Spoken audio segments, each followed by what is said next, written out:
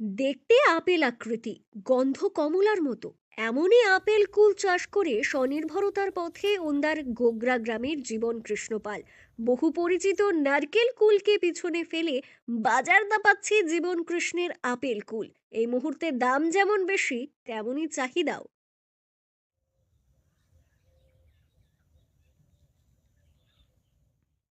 প্রান্তিক কৃষি পরিবারে জন্ম গোগরা গ্রামের জীবন কৃষ্ণপালের। 98 সালে মাধ্যমিক পাশ, তখন থেকেই লেগে পড়েন পারিবারিক জমিতে চাষের কাজে।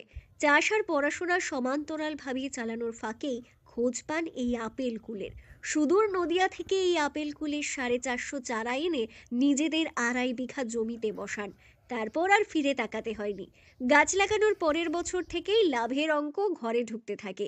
এখন তার বছরে কয়েক লক্ষ টাকা রোজগার এই আপেল কুল থেকেই। এর পাশাপাশি পেয়ারা, ড্রাগন, লেবু, কাঁঠাল সহ অন্যান্য মৌসুমী ফলের গাছ তো আছেই। কুল চাষে জীবন কৃষ্ণ পাল বলেন, এই কুল চাষে খরচ কম, লাভ বেশি। প্রথমবার এক ভাগ্নের মাধ্যমে যোগাযোগ করে নদিয়া থেকে কুলের চারা নিয়ে আসি।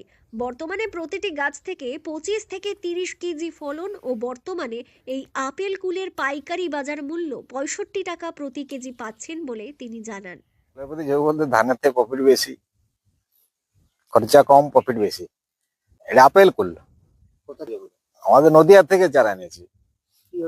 যোগাযোগ হলো ভাগনা ফোনে যোগাযোগ করেছিল নদিয়ার যেখান থেকে চারা নিয়েছি। ওরা বললো ধান চাষের থেকে ফল চাষের লাভ বেশি, কুল চাষ, পেয়ারা চাষ এগুলো করো।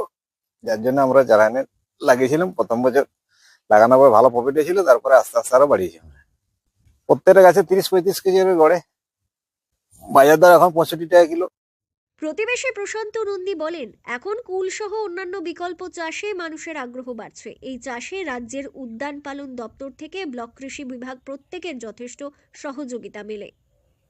একটা লাভজনক পেশা। শুধু কুল নয়, জীবনদা যেটা করেছে কুলের পাশাপাশি বিভিন্ন ধরনের ফল আছে, ড্রাগন আছে, পেয়ারা আছে, লেবু আছে, কাঁঠাল আছে এবং বিভিন্ন রকম ফুলের চাষ আছে, বিশেষত গাঁদা ফুল।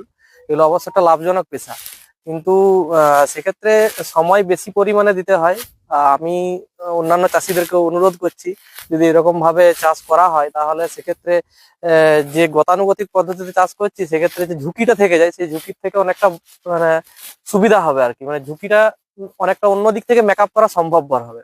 হর্টিকালচার ডিপার্টমেন্ট ব্লক থেকে অনেক যথেষ্ট সহযোগিতা করে। এখন বর্তমানে বিভিন্ন ধরনের কৃষিজাত দ্রব্যের সার, তারপরে বীজ, কৃষি যন্ত্রপাতি থেকে শুরু করে বিভিন্ন রকম প্রদান করা হচ্ছে হর্টিকালচার, মানে বর্তমানে রাজ্য সরকারের তরফ থেকে হর্টিকালচার ডিপার্টমেন্টের এবং ব্লকের তরফ থেকে যে কৃষি দপ্তর রয়েছে সেখান থেকে অধিকর্তারা আসেন এবং ওনারা এসে পরে পর্যবেক্ষণ করে যান, বিষয়ের গুণগত মান সম্পর্কে আলোচনা করে যান চাষির সাথে, এবং চাষির সাথে আরো বিভিন্ন বিষয় নিয়ে আলোচনা করেন যে যদি এই বিষয়টাকে আরো বেশি স্প্রেড করা সম্ভবপর হয় তাহলে সেক্ষেত্রে হয়তো আগামী দিনে এই বিকল্প চাষ হিসাবে মানে এই হর্টিকালচারটা বা পোমাম কালচার যেগুলো রয়েছে, ফ্লোরিকালচার যেগুলো রয়েছে, এগুলো আরো ডেভেলপমেন্ট করা। বাঁকুড়া জেলা পরিষদের কৃষি কর্মাধ্যক্ষ বিশ্বরূপা সেনগুপ্ত বলেন, খুব কম জলে এই কুল চাষ করা সম্ভব, সঙ্গে অত্যন্ত লাভজনক চাষ তো বটেই। এই চাষে চাষিদের আগ্রহী করে তুলতে সরকারিভাবে প্রশিক্ষণ দেওয়ার পাশাপাশি বীজ, কীটনাশক সহ অন্যান্য দ্রব্য সরবরাহ করা হয়। দেখুন, বাঁকুড়া জেলায় আমাদের হর্টিকালচারের একটা ল্যান্ড। আমাদের বাঁকুড়া জেলা দুটো পার্ট আছে, একটা পার্ট হচ্ছে এগ্রিকালচার ল্যান্ড, একটা পার্ট হচ্ছে হর্টিকালচার ল্যান্ড। হর্টিকালচারের মধ্যে কুল খুব কম জলে, আমরা জানি এটা যেহেতু একটা কাঁটা জাতীয় গাছ, তাতে কম জলে আমাদের চাষটা ভালো হয় এবং বাঁকুড়ার মাটিতে এটা খুব একটা লাভজনক ক্রপ। আমরা কুল চারা দিচ্ছি আমাদের হর্টিকালচার ডিপার্টমেন্ট থেকে। আমরা টেকনিক্যালি ভাবে তাদেরকে ট্রেনিং দিচ্ছি যে কিভাবে তারা চাষটা করবে বা কিভাবে আরো বেশি ফলন হবে।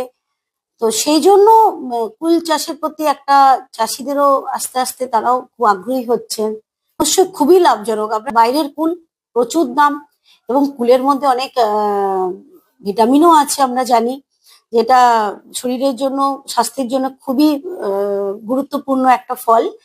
আর বাঁকুড়ার মাটিটাতে, বিশেষ করে বাঁকুড়ার মাটির জন্য কুল চাষ ভীষণ ভালো লাভজনক একটা ক্রপ।